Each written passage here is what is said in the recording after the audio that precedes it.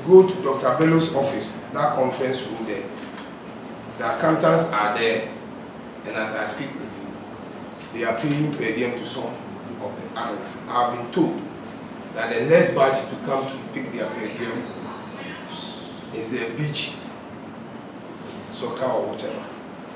And I've asked that, many of them are Guatemala now. I've asked that they should come with their passes for the accountant to pay them tonight. Because we do not want any of our athletes to go out there and say that their welfare has not been taken care of. So we are doing all these things just to motivate them.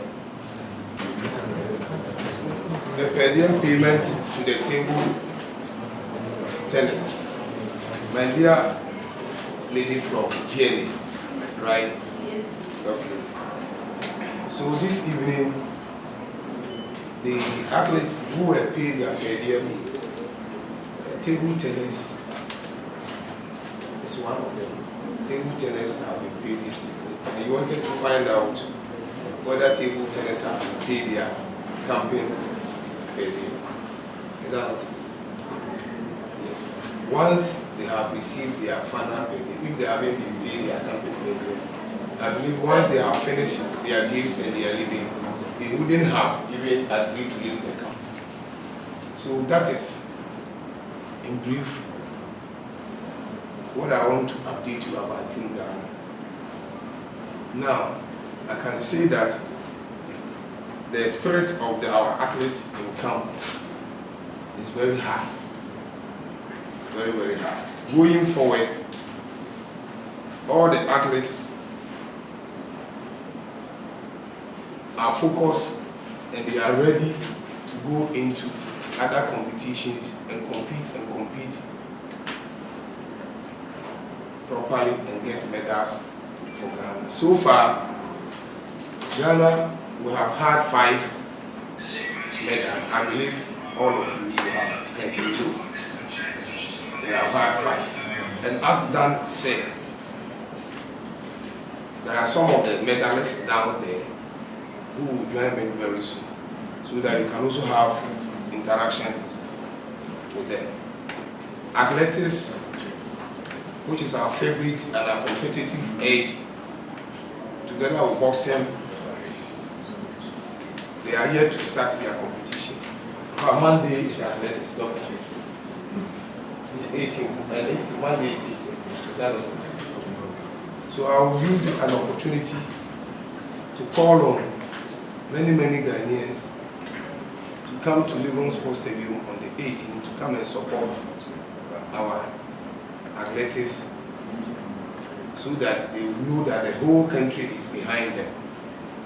Hopefully, on Monday, the Azamatis, Joe Paul, together with some local athletes who are also very good, they will have the opportunity to compete on the 18th. And they're also a competitive race, our favorite. So I also urge every Ghanaian to go to where the boxing will be taking place, to go and support our boxers. They need our support. Our team, the men's team, the satellite, isn't it? They will also be playing at Legon Stadium. Their 3rd match, their 3rd group match, they will be playing here. You know, they had their first match, blood draw, and then second match at Accra Sports Stadium. They were able to beat the Gambians 3-1. So now they have 4 points. They are leading the group. We are all hoping that come tomorrow in the evening, we troop in here, we fill the stadium to come and cheer them up, so that they beat their opponent and they qualify from the group to move to the next stage. Thank you so much for your attention. As I said initially, we still want to thank you, appreciate you for the support since the start of the game. You, the media, you have been with us. As Dan said, but I just want to urge you just to focus on the positives of this game. There have been a lot of positives. There have been a lot of positives. Just to promote the games focusing on the positives.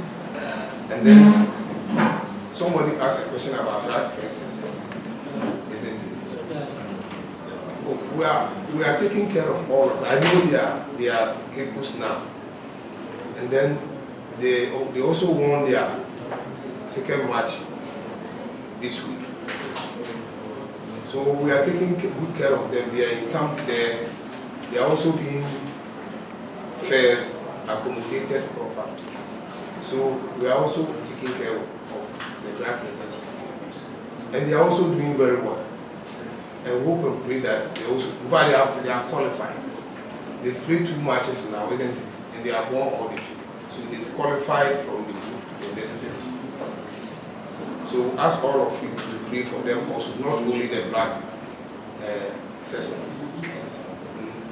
We are hoping that for football, the Black Princess and the Black settlers, our main focus is for these 2 teams to go for good.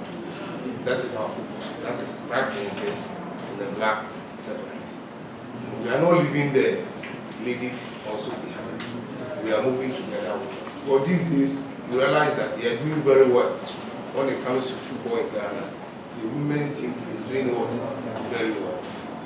So we are also praying for them. We are taking very good care of them too. The future generations, athletes yet to be born, will also come to see these ultra-modern facilities being put up by the government. They also come and use them to the benefit of the whole country. So as for maintenance, there are plans underway that these facilities and the one at Baltimore will be maintained properly. There have been so many people, private people, wanting to come on board. We have started an engagement, and as and when we settle on a very effective and efficient person who can manage this facility, we will put out into the public domain for the enable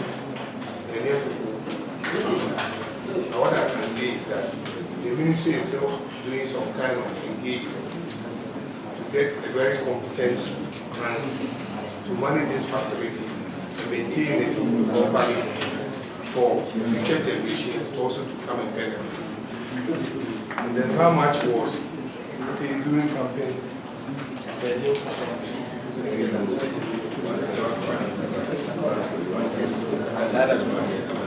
Okay, thank you. Let me satisfy my brother from, is it Zambia or Zambia? Namibia. Well, particularly the facilities at Baltimore, the President has made it clear to us, the LOC, that at the end of the games to address the issue of white elephant, which is predominant all over the world, so not only in Africa, that will be transforming the facilities into a university of sport for the government. It's going to be a unique university that will take care of so many things. You know, Africa, we have not addressed or tapped into the business aspect of sports. You know, business is big, sports is a very, very huge business. And we're just scratching the surface. For instance, when athletes say goodbye to their boots, to their spikes, we don't take care of them. We want to use the university to train some of them to also know, to branch into the issue of development and to branch into the issue of business.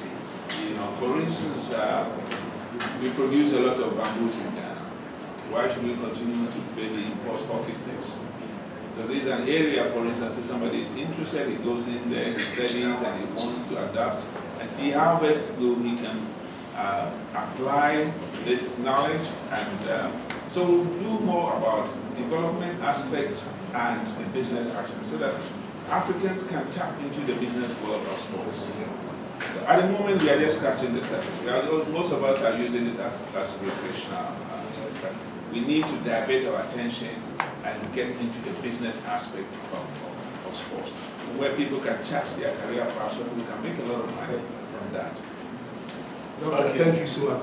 Let me add a bit to what Doctor said. One problem that personally I have identified, for that matter, the ministry, is that if you look at our whole sporting industry, Ghana, there's one huge area that we are not paying attention to.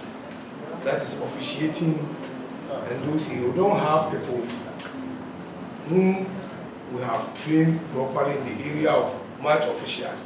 You realize that these Egyptians, Moroccans, and all that, these games, the officiating, many of them are Arabs.